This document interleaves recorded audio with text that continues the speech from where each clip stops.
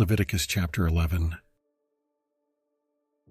And the Lord spake unto Moses and to Aaron, saying unto them, Speak unto the children of Israel, saying, These are the beasts which ye shall eat among all the beasts that are on the earth. Whatsoever parteth the hoof, and is cloven-footed, and cheweth the cud, among the beasts that shall ye eat. Nevertheless these shall ye not eat of them that chew the cud, or of them that divide the hoof. As the camel, because he cheweth the cud, but divideth not the hoof, he is unclean unto you. And the coney, because he cheweth the cud, but divideth not the hoof, he is unclean unto you. And the hare, because he cheweth the cud, but divideth not the hoof, he is unclean unto you. And the swine, though he divide the hoof, and be cloven-footed, yet he cheweth not the cud, he is unclean to you. Of their flesh shall ye not eat, and their carcass shall ye not touch. They are unclean to you. These shall ye eat of all that are in the waters. Whatsoever hath fins and scales in the waters, in the seas, and in the rivers, them shall ye eat. And all that have not fins and scales in the seas and in the rivers, of all that move in the waters, and of any living thing which is in the waters, they shall be an abomination unto you. They shall be even an abomination unto you. Ye shall not eat of their flesh, but ye shall have their carcasses in abomination.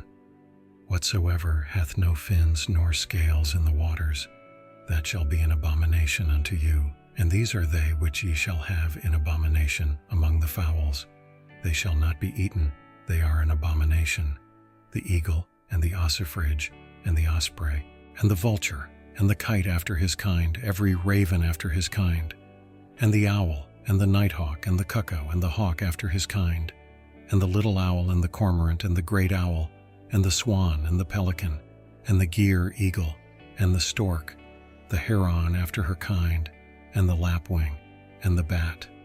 All fowls that creep, going upon all four, shall be an abomination unto you. Yet these may ye eat of every flying creeping thing that goeth upon all four, which have legs above their feet, to leap withal upon the earth. Even these of them ye may eat. The locust after his kind, and the bald locust after his kind, and the beetle after his kind, and the grasshopper after his kind. But all other flying creeping things which have 4 feet shall be an abomination unto you. And for these ye shall be unclean. Whosoever toucheth the carcass of them shall be unclean until the even. And whosoever beareth aught of the carcass of them shall wash his clothes, and be unclean until the even. The carcasses of every beast which divideth the hoof, and is not cloven-footed, nor cheweth the cud, are unclean unto you. Every one that toucheth them shall be unclean. And whatsoever goeth upon his paws among all manner of beasts that go on all four, those are unclean unto you. Whoso toucheth their carcass shall be unclean until the even. And he that beareth the carcass of them shall wash his clothes, and be unclean until the even. They are unclean unto you. These also shall be unclean unto you among the creeping things that creep upon the earth, the weasel, and the mouse, and the tortoise after his kind, and the ferret, and the chameleon, and the lizard, and the snail, and the mole. These are unclean to you among all that creep. Whosoever doth touch them, when they be dead, shall be unclean until the even.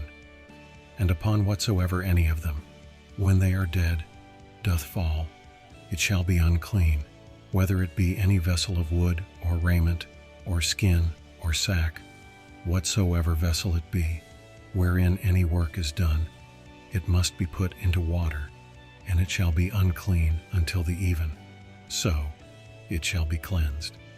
And every earthen vessel whereinto any of them falleth, whatsoever is in it shall be unclean, and ye shall break it.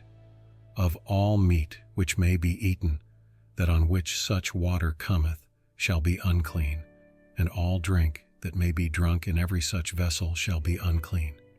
And everything whereupon any part of their carcass falleth shall be unclean.